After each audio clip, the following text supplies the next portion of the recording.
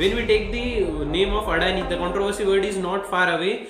In the pursuit to develop and grow the infrastructure project by Adani Group, the latest in the Gautam Adani's bag is the most controversial infrastructure project, which is the redevelopment of Dharavi. The question arises is that what's there for Adani in this project, and why is Adani Group so much interested in redevelopment of Dharavi? As per reports, Adani Group will be using 50 million square feet of land for the redevelopment, and the rest of 40 million square feet of land will be used for commercial estate. Here is the real jackpot for the Adani Group, as the rest of 40 million square feet of land will be sold at the rate of 50,000 rupees per square feet. Developers are expected to generate a revenue of rupees 2 lakh crores. This was the small interest of Adani Group behind taking on the redevelopment of Dharavi project.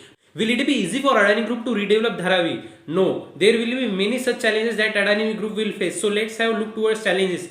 Number one challenge is that relocating 68,000 people from their existing residence to new location. Taking consent of every individual is must for the successfulness of such project. Dharavi is a complex township project including many home and cottage industries. Taking consent of every owner and relocating them will also be a big challenge. Project of redeveloping Dharavi is a joint venture of government and Adani Group. Adani Group will be holding 80% of equity of such project, while the government will hold the rest 20%. In 2019, there were auctions for redevelopment of Dharavi project. In that, a Dubai company was selected for the redevelopment of Dharavi. But later on, the government announced that the redevelopment of Dharavi project is coming in between the railway track to be established by government.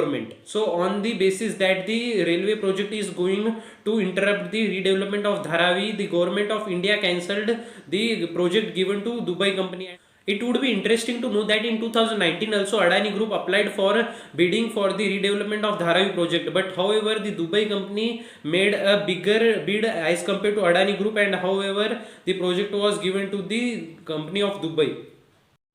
Recently, in the auction for redevelopment of Dharavi, there were three players bidding for the project. Number one is that Adani Group, number two is Naman Group, and number three is DLF.